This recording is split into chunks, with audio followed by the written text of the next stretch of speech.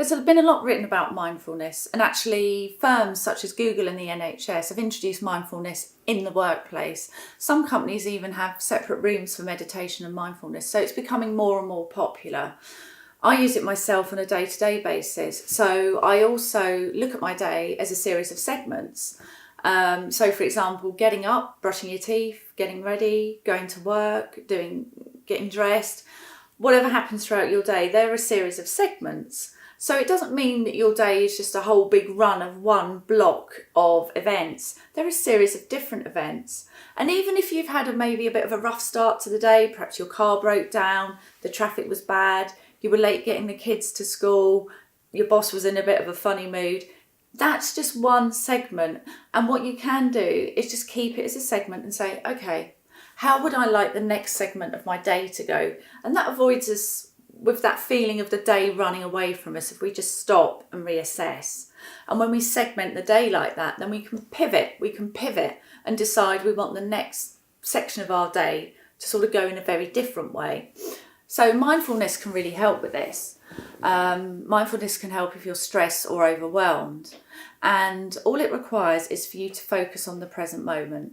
Just really focus on, for example, if you're eating something, focus on how that feels, what it tastes like. Take time to just acknowledge how that feels. If you're sitting in an office environment, then just listen to the sounds that you're hearing. Reflect on, don't make any judgments, just let the sounds go over you. Don't engage in anything, just observe the sounds, what you're noticing, what you're hearing, what you're feeling. If you're walking somewhere, perhaps you're walking to a meeting, just again, notice the steps that you're taking, the pace that you're taking, the sounds around you. And it's all about being in the present moment. And what it does is it stops us from really getting ahead of ourselves and getting even more stressed and overwhelmed. It allows us to just stop and focus on the present moment.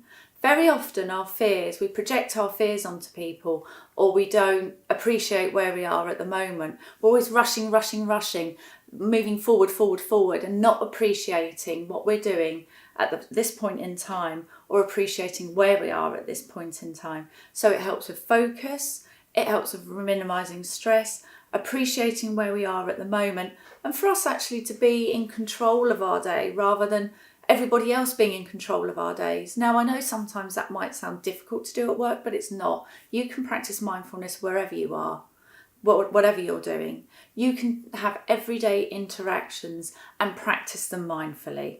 So I hope that's given you a few tips about how you can deploy mindfulness where you are, wherever you are. And if you'd like more information on mindfulness, then please get in touch.